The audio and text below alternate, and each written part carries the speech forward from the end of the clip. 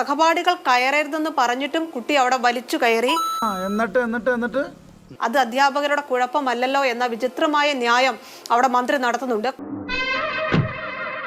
നിനക്കതൊക്കെ എങ്ങനെയാ സാധിക്കുന്നത്? ഒരു വാചകത്തിൽ എന്ത് പറയാൻ കഴിയും? അത് ഇത്രയും ഇൻസെൻസിറ്റീവ് ആവണമോ നമ്മുടെ മന്ത്രിമാർ?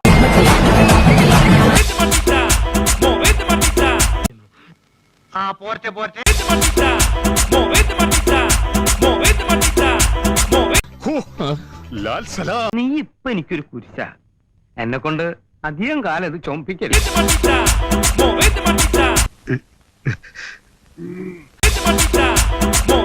തീരും. ഇത് തീരണമെങ്കിൽ കോഴി കൂടണം. പച്ചത്തക്കാളി വരട്ടെ. പുലരിക്കിണ്ണം പൊന്നിൽ മുക്കിയതാരാണോ? പുല്ലാങ്കുഴലൊരു പാൽക്കടലാക്കിയതാരാണോ? ഇത് രാവനല്ലേടേ? നമ്മുടെ മഴയിൽ കനവിൻ അതിരെ പൂമാനം.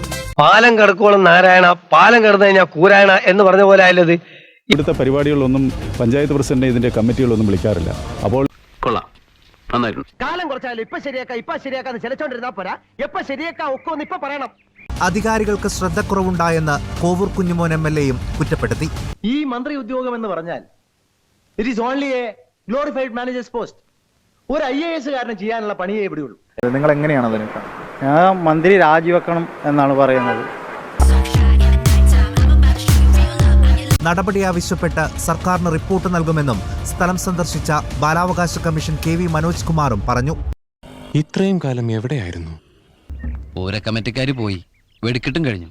ഇനി ഞാൻ നിൽക്കണോ അതോ പോണോ സാറേ?